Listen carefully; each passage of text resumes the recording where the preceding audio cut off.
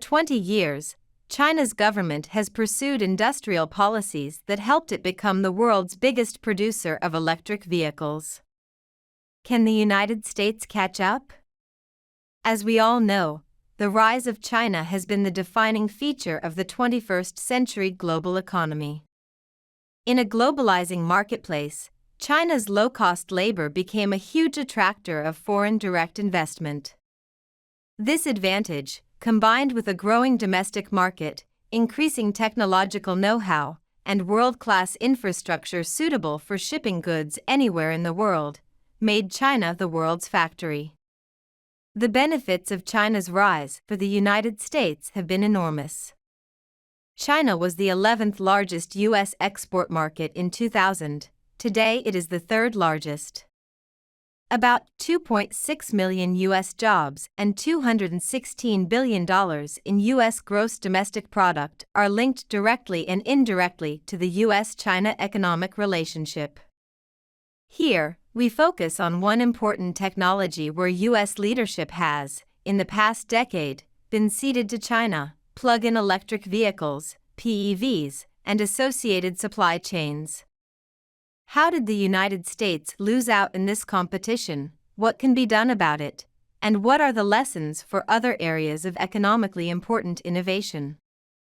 Hi! Welcome to Auto Age. Before we started today's video, please subscribe to the channel and turn on the notification bell. Okay, let's get started.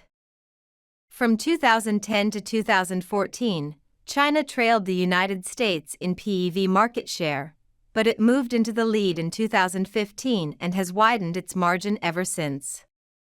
Many factors contribute to China's rise as the world's top producer and consumer of PEVs and to China's virtual dominance of the global PEV supply chain. But China's public policies played a pivotal role. So, which policies has China adopted to advance its industrial ambitions? For decades, Chinese economic planners craved a domestic auto industry that was globally competitive, exporting vehicles and parts to countries around the world while also meeting the growing needs of Chinese consumers. China is openly envious of what Volkswagen did for Germany, what Toyota did for Japan, and what General Motors did for the United States. But China's Ministry of Science and Technology sensed that China had little hope of competing with the United States, Germany, Japan, and Korea in the conventional auto market. The ministry's 863 program, an applied research and development program dating to 1986 and involving Chinese automakers, suppliers, universities, and independent laboratories, shifted its focus by 2006 to new energy vehicles, NEVs. This is China's term for a category of vehicles that includes purely battery electric vehicles, plug-in hybrid vehicles, and hydrogen fuel cell electric vehicles. China's dream, which later became its industrial policy objective, was to leapfrog the established global automakers by securing a first-mover advantage on PEVs.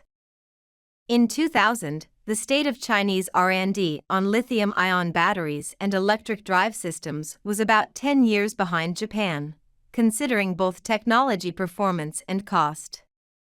Over the next 5 years, China closed this gap to less than 2 years, primarily due to the 863 program, the nation's rise in consumer electronics, and the emergence of BYD Company Limited, a successful battery maker for consumer products that entered the auto sector as a privately owned company in 2003.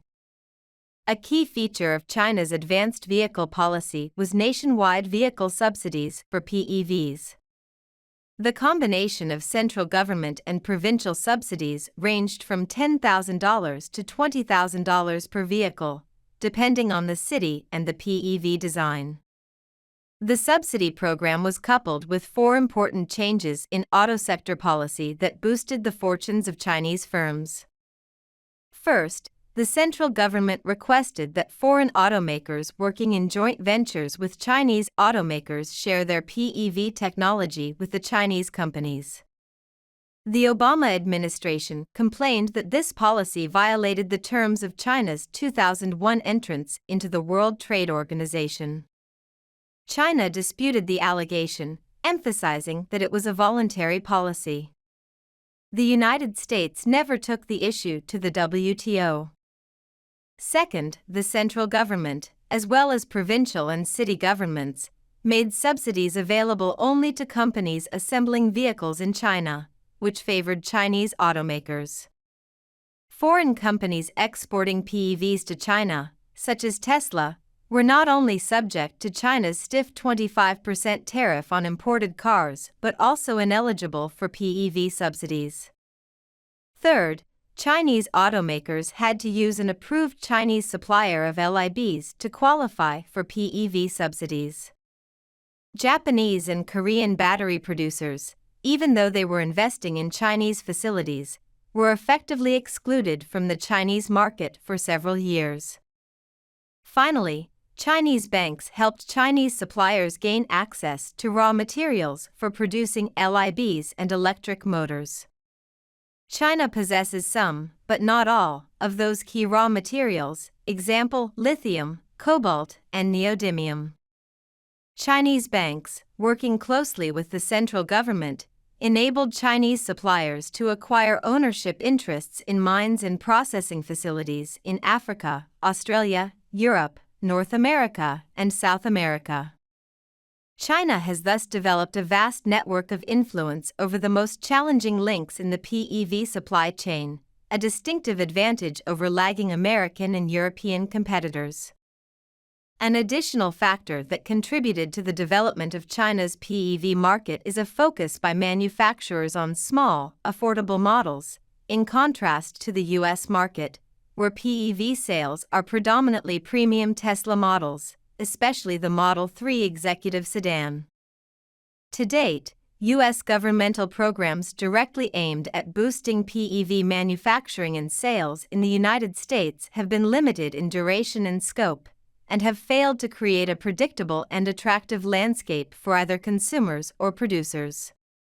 For example, Tesla and General Motors, the most innovative American firms, no longer qualify for national consumer subsidies.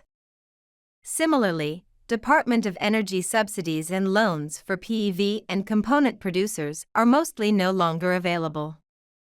And U.S. policy has never offered much meaningful assistance to companies interested in mining and processing raw materials in the United States, even materials crucial to PEVs or national security.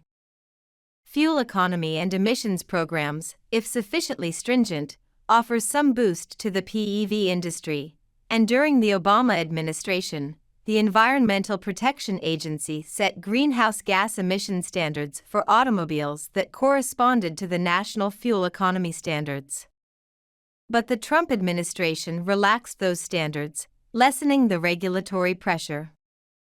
Even if the Biden administration restores earlier standards, PEVs will not be the compliance option of choice because other fuel-saving measures on gasoline cars are more cost-effective. Moreover, DOE no longer offers subsidies for PEV charging infrastructure, and fewer than half of local and state governments are stimulating the development of charging networks.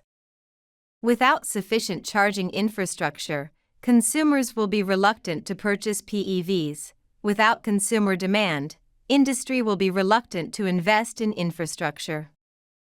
At the state level, California's ZEV program, now known as the Advanced Clean Cars Program, requires manufacturers to earn specified numbers of ZEV credits, where full credit is given for sales of pure ZEVs, battery and fuel cell vehicles, and partial credit for transitional ZEVs, plug-in hybrids.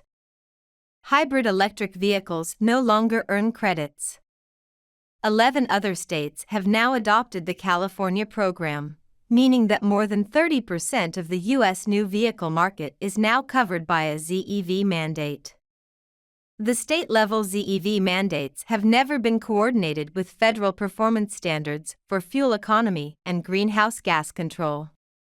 For vehicle manufacturers, the state-level mandates are inefficient because compliance must be achieved separately in each state, even if a state is doing little to foster PEVs. Overall, this grab bag of federal and state policies has been enough to spawn Tesla but not enough to stimulate the growth of a robust US PEV industry, let alone counter China's more strategic and persistent efforts. Indeed, as Tesla grows, it is finding at least as much opportunity for production and sales in Asia and Europe as it finds in the United States. Okay, that's all for today. Do you want to learn about more auto stories? Please keep following our channel and like our videos. See you.